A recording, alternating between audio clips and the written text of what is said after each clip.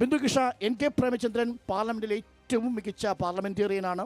ഏറ്റവും കൂടുതൽ ചോദ്യങ്ങൾ, ഡിബേറ്റുകൾ, ഏറ്റവും കൂടുതൽ സ്വകാര്യ ബില്ലുകൾ, 91% അറ്റൻഡൻസ്, ഇതൊക്കെ എൻ കെ പ്രേമചന്ദ്രൻ അവകാശപ്പെടാം. പക്ഷേ എൻ കെ പ്രേമചന്ദ്രൻ നരേന്ദ്രമോദിക്കൊപ്പം ലഞ്ച് കഴിക്കാൻ പോയി എന്നൊരൊറ്റ കാര്യത്തിലൂടെ കാര്യങ്ങൾ സീനാകെ മാറുന്നുണ്ടോ? Mic sir.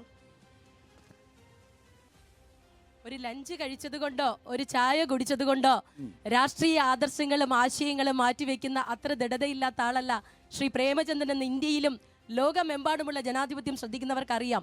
ഇന്ത്യൻ പാർലമെന്റിൽ നരേന്ദ്രമോദിക്കെതിരായിട്ടും ഫാസിസ്റ്റ് രാഷ്ട്രീയത്തിനെതിരായും അതിശക്തമായി പോരാടുന്ന ഈ രാജ്യത്തിന് ജാതിക്കും മതത്തിനും വർണ്ണത്തിനും വർഗത്തിനും ഭാഷയ്ക്കും വേഷത്തിനും അതീതമായി ഒരു ഇന്ത്യക്കാരെന്ന് കാണുവാനുള്ള രീതിയിലുള്ള ശക്തമായ പോരാട്ടം നടത്തുന്ന പ്രിയപ്പെട്ട നേതാവ് ശ്രീ പ്രേമചന്ദ്രൻ ഇന്ത്യൻ പാർലമെന്റിന്റെ എല്ലാ പ്രവർത്തന സാധ്യതകളും ഉപയോഗപ്പെടുത്തിക്കൊണ്ട് രാജ്യത്തിന് വേണ്ടി, കേരളത്തിന് വേണ്ടി, അതിനുമപ്പുറത്തേക്ക് കൊല്ലത്തിന് വേണ്ടി സംസാരിക്കുന്ന പ്രിയപ്പെട്ട MP. കഴിഞ്ഞ തുടർച്ചയായി ഈ മണ്ഡലത്തെ പ്രതിനിധീകരിക്കുമ്പോഴും കൊല്ലത്തിന് കാര്യമായ മാറ്റമില്ല എന്നാണ് CPM പറയുന്നത്. ശരിയാണോ?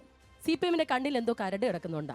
ഈ പാർലമെന്റ് മണ്ഡലത്തിൽ ഒന്ന് നോക്കൂ, എല്ലായിടത്തും വികസനത്തിന്റെ പെരുമഴ. പ്രത്യേകിച്ചും ശ്രീ പ്രേമ, ഞാൻ ഓർക്കുക 2014 അദ്ദേഹം ഇവിടുത്തെ ജനം തെരഞ്ഞെടുത്ത MP ആയതിനു ശേഷം ആദ്യം പാർലമെന്റിൽ അവതരിപ്പിച്ചത് ഇവിടുത്തെ ബൈപ്പാസിന്റെ പ്രവർത്തനം സംബന്ധിച്ചുള്ള ആവശ്യമാണ്.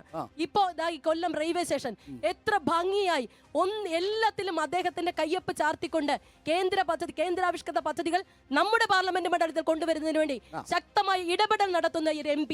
ഇതുപോലെ താങ്കൾ സൂചിപ്പിച്ചതുപോലെ പ്രവർത്തന മികവിന് നിരവധി അവാർഡ് ലഭിച്ച MP. അതിനും അപ്പുറത്തേക്ക് ഇന്റർനാഷണൽ ഡിബേറ്റിൽ പോലും അന്താരാഷ്ട്ര ഇന്റർനാഷണൽ പാർലമെന്റിൽ ധാക്കയിലും ജനീവയിലും പങ്കെടുത്ത കൊല്ലത്തിന്റെ കയ്യൊപ്പ് ചാർത്തി MP. അതിനും അപ്പുറത്തേക്ക് ഒരു ജനപ്രതിനിധി നിന്ന് നാട് പ്രതീക്ഷിക്കുന്നത്, ഞാനടക്കമുള്ള സാധാരണക്കാർ പ്രതീക്ഷിക്കുന്നത്, ഞങ്ങളുടെ നാടിന്റെ ഓരോ കാര്യത്തിലും രാഷ്ട്രീയത്തിന് അതീതമായി ഇടപെടണം. ആ അർത്ഥത്തിൽ കൊല്ലത്തെ ജനങ്ങളുടെ ഒരു കുടുംബാംഗമായി ഈ നാട്ടിൽ സജീവമായി എല്ലായിടത്തും, അങ്ങോട്ട് നോക്കിയാൽ പ്രേമചന്ദ്രൻ, ഇങ്ങോട്ട് നോക്കിയാൽ പ്രേമചന്ദ്രൻ, അങ്ങോട്ട് നോക്കിയാൽ പ്രേമചന്ദ്രൻ, എവിടെ നോക്കിയാലും പ്രേമചന്ദ്രൻ അത്രമേൽ ഇഴുകി ചേർന്ന. അങ്ങോട്ട് നോക്കുമ്പോൾ LDF ഉണ്ടായിരുന്ന പ്രേമചന്ദ്രൻ, നടുക്കോട്ട് നോക്കുമ്പോൾ UDF ഉണ്ടായിരുന്ന പ്രേമചന്ദ്രൻ, വലത്തോട്ട് നോക്കുമ്പോൾ 1987 നാവായിക്കുളം ഗ്രാമപഞ്ചായത്തിൽ മത്സരിക്കുമ്പോ മൺവെട്ടി മൺകോരി അടയാളത്തിൽ മത്സരിച്ചു. ജില്ലാ കൗൺസിൽ മത്സരിക്കുമ്പോ അതേ അടയാളത്തിൽ മത്സരിച്ചു. നിയമസഭയിൽ അതേ അടയാളത്തിൽ മത്സരിച്ചു. പാർലമെന്റിൽ അതേ അടയാളത്തിൽ മത്സരിച്ചു. അന്നും ഇന്നും അടയാളത്തിൽ കൃത്യമായി മത്സരിക്കുന്ന, രാഷ്ട്രീയ ബോധ്യമുള്ള, നിലപാടുള്ള, ആശയ വ്യക്തതയുള്ള, സർവോപരി മനുഷ്യ സ്നേഹിയായ പ്രേമചന്ദ്രൻ. ആ പ്രേമചന്ദ്രന്റെ കൊല്ലം ആ പ്രേമചന്ദ്രനെ മറിച്ചിടാൻ 2021 നിയമസഭാ തെരഞ്ഞെടുപ്പിന്റെ ഫലസൂചനകൾ പോരാ. കൊണ്ടൊഴിച്ച് ബാക്കി എല്ലാ നിയോജക മണ്ഡലങ്ങളും അസംബ്ലി മണ്ഡലങ്ങളും നിൽക്കുന്നത് LDF-നോടൊപ്പമാണ്. കരുത്താർജിച്ചിരിക്കുന്നു LDF.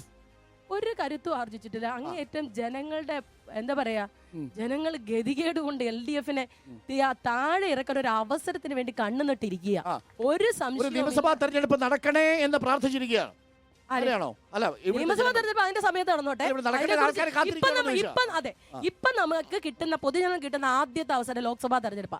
ആ തെരഞ്ഞെടുപ്പിൽ പാഠം പഠിപ്പിക്കും. നരേന്ദ്രമോദിയുടെ ഫാസിസ്റ്റ് ആശയങ്ങളെതിരായിട്ട് അതിശക്തമായ പോരാട്ടം ഒരു ഭാഗത്ത്.